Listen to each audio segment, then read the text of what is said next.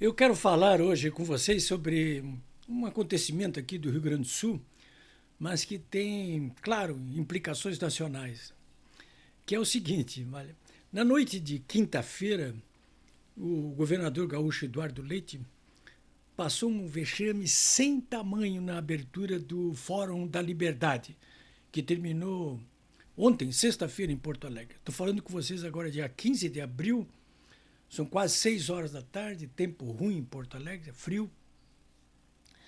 E ontem, na sexta-feira, então, terminou esse Fórum da Liberdade, que é um fórum que reúne aí já há bastante tempo, todos os anos, personalidades locais e nacionais aí que defendem a liberdade. É um bom tema, hein? Né? Nesse momento que estamos vivendo um estado de exceção aqui no Brasil. Enfim, mas o governador Eduardo Leite, que se diz um defensor da liberdade, né? Se diz um liberal, ele foi vaiado de modo continuado e contundente. Antes, durante e depois da sua fala na abertura do Fórum da Liberdade. Eu acho que o vexame foi ainda maior porque estava ali no palco junto com ele, para falar também, o governador de Minas Gerais, Romeu Zema, que é do Partido Novo. O Leite é do PSDB. Bom, ele viu tudo ali, o governador sendo vaiado no lado dele ali. Um presuntivo candidato a presidente da República sendo vaiado num fórum importante como esse que é o Fórum da Liberdade, enquanto que ele, Zema, foi aplaudidíssimo ali, o tempo todo, antes, durante e depois da sua fala.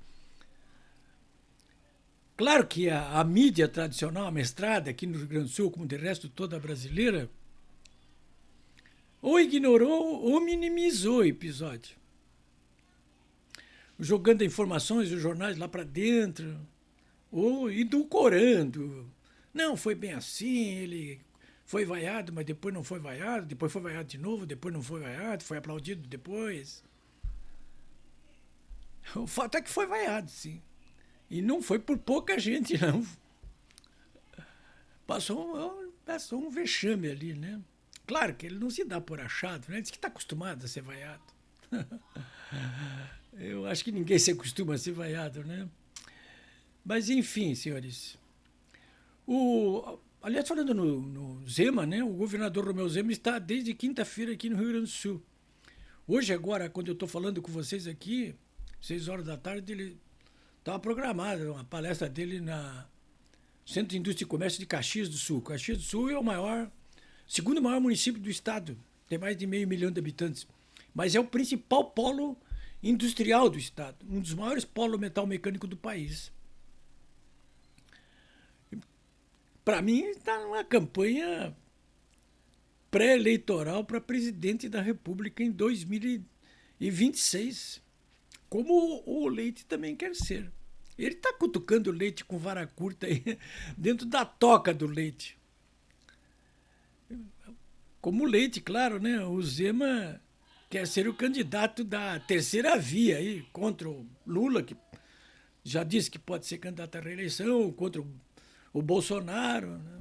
Ou contra só o Lula, porque o Eduardo Leite acha que o Bolsonaro vai ser cassado, né? Bom, no ano passado não se criou isso nas eleições, né?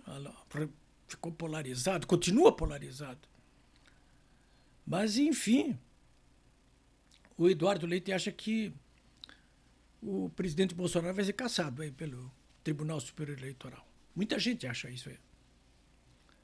Vocês também acham isso aí? Eu só vou dizer uma coisa para vocês, hein? Cassado ou não, se for cassado, Bolsonaro polariza de novo essas eleições. Se não for cassado, ele toca aí o Tarcísio para ser o candidato dele aí e elege, né? É simples assim, hein? As coisas não mudaram tanto assim porque a realidade não mudou, né? Isso aqui é verdade, né? Bom, a aposta do Eduardo Leite e do Zema dizem que o Tarcísio corre meio por fora, acreditando também que o Bolsonaro possa ser cassado. A aposta é de alto risco, né? Contando que Bolsonaro se torne inelegível, Eduardo Leite até coloca no mesmo saco ali, na mesma companhia, o Zema, como eu já disse, e o Tarcísio, né? Mas eu vou repetir aqui, se Bolsonaro não for cassado, ele polariza. E o Eduardo Leite e o Zema voam. E o Tarcísio nem será candidato à reeleição em São Paulo. Se ele for cassado, ele apoia o Tarcísio. Contra o lulopetismo aí, e o Romeu Zema e o Leite, de qualquer maneira, voam, né? Bom, mas voltando à vaca fria, eu quero explicar para quem não acompanha as coisas aqui do Rio Grande do Sul, que o Eduardo Leite foi vaiado por um público de jovens liberais, quase todos empresários ou empreendedores, profissionais liberais. O empresário Fabiano Reinheimer, que é meu amigo, ao erguer um cartaz durante a vaia, eu publiquei um filmete aí no meu blog, polibebraga.com.br, do Reinheimer erguendo ali um cartaz contra o Eduardo Leite na abertura do Fórum da Liberdade. E ele está ali no cartaz escrito assim: Leite é um tirano. Bom, ele se referiu aos atropelos que Eduardo Leite provocou na vida dos gaúchos durante os 2 anos da pandemia. O governador foi adepto da consigna da Rede Globo e do eixo do mal. Primeira, saúde. A economia a gente vê depois. Com base nisso, ao contrário do que fez o Bolsonaro, né? Ele fechou empresas, ceifou empregos, perseguiu pessoas, mandou todo mundo ficar em casa e até proibiu a venda de produtos em supermercado, proporcionando aquele triste espetáculo de corredores cobertos com lona preta, né? No caso da liberdade de ir e vir, garantida pela Constituição, o governador por pouco não criou um comando de caça aos velhos, né? Eu mesmo cheguei a me sentir hostilizado quando procurei supermercados em horários que não eram dedicados aos velhos. Ficava aquele pessoal me olhando assim, digo, opa, CCV aí vai, comando de caça aos velhos vai funcionar. O resultado de tudo isso é que Eduardo Leite quebrou o Estado e deixou uma enorme herança maldita para si mesmo no governo. A economia gaúcha entrou em recessão, caiu 5,3% abaixo do zero no ano passado e a arrecadação estadual não para de despencar.